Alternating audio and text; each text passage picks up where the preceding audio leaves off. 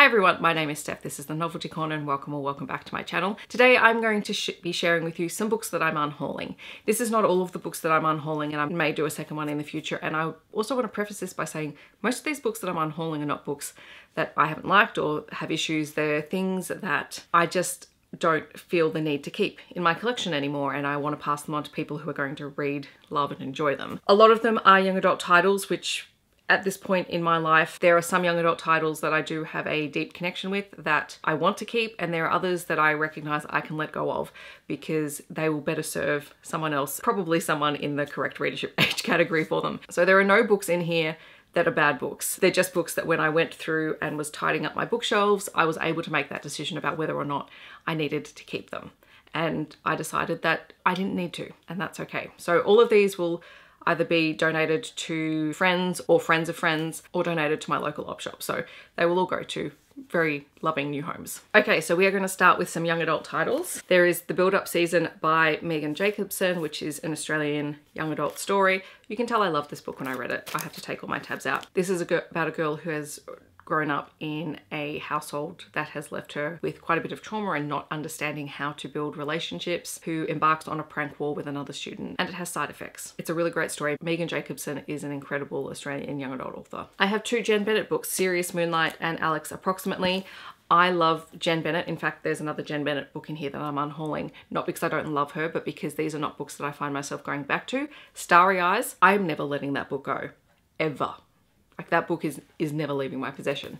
These two though, I don't have the same serious connection to them, and I'm happy to pass them on because I want other people to experience Jenn Bennett's writing. One that I read fairly recently was Take a Bow, Noah Mitchell by Tobias Madden. Tobias is a great Australian writer. Highly recommend this for teens, but I don't feel the need to keep hold of it. Although it does match my outfit today. Another young adult book that I really love, this is actually a young adult sci-fi story. It is fantastic and it builds a great sense of claustrophobia, and I actually know a few people who would really enjoy reading this, is The Loneliest Girl in the Universe by Lauren James. The heroine in this story is the only surviving member on a spaceship traveling through space, and she's contacted by someone on another ship, and that is the only contact she has with another living soul. It is deeply creepy at times, just because of the solitude, and it is a truly great story, and I just can't wait for someone else to read this book. This is Shyness by Leanne Hall. Again, this is an Australian young adult story. This has a bit of a paranormal, almost gritty dystopian feel to the story. It's very cool. And The Dark Vault by V.E. Schwab, which features The Archived and The Unbound. I've kept some of my V.E. Schwab books.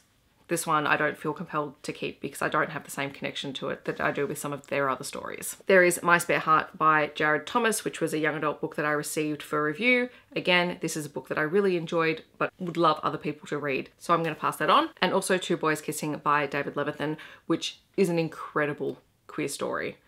And I'm holding it up going, do I really want to get rid of it? But the thing is, I'm probably not going to reread it, and I have the memories of reading it for the first time and knowing that I love the book, so I'm very happy to find it a new home. I don't know, is this the most positive unhaul we've ever had? There is The Upwelling by Lystra Rose, which is a really interesting Indigenous young adult sort of paranormal-ish time slip story. It's really cool. There is The Nightbirds by Kate J. Armstrong, which again was a review copy that I received that was very interesting to read. It's full of magic and a world where magic is mostly held by women but is very tightly controlled. And then Summer Skin by Kirsty, which was probably one of the first new adultish type stories that I had read. This is Australian. This is a romance between college rivals and was really cool when I first read it. So hopefully someone else will enjoy it. So then moving into some adult books that I'm unhauling, and before anyone freaks out about this book, I am unhauling Something Spectacular by Alexis Hall, but this is because I ended up with 2 copies of it, and this is going to a friend of mine who also loves Alexis Hall books. So this already is earmarked for a very specific person because I really don't need 2 copies of exactly the same book. There is Duke Most Wicked by Lenora. I read this for a project that didn't end up going anywhere, so I don't feel compelled to keep a historical romance because I think at best this was a 3-star read for me, so hopefully someone else will enjoy it. The other Jenn Bennett book that I was talking about earlier was The Lady Rogue. This one is more of a paranormal vampire story. It is very cool. There is Her Biker's Bite by M.L. Winters. This was an Australian paranormal romance. I read it. I enjoyed it at the time, but I don't feel compelled to hold on to it because it's probably not one I'm going to reread. There is A Christmas Fairytale by Corinne Mazille, which is another Australian author. I think this one, the pacing was a little bit weird in it for me. I mean, it is a novella, but even still, it just felt the pacing felt a little bit off with the story. Other than that, it was totally fine, but I just don't feel like I need to hold on to it. There is Reclaimed by Cassie Laelyn. This is a paranormal shifter romance. It is written by an Australian. I really enjoyed reading this at the time that I read it, but I don't feel compelled to hold on to it. And I may or may not continue the series, but I'll probably continue it in ebook form. There is Office Hours by Katrina Jackson. I really enjoyed reading this book, but again, it's not one that I feel like I need to keep on my shelves, and I think that someone else would really love to read it because this is a very low angst romance and I love to share those around with people. And the last book, I'm kind of sad because this is a really gorgeous book, but it's also not one I feel like I need to keep because I'm not going to come back to it. And that is The 10,000 Doors of January by Alexis Harrow.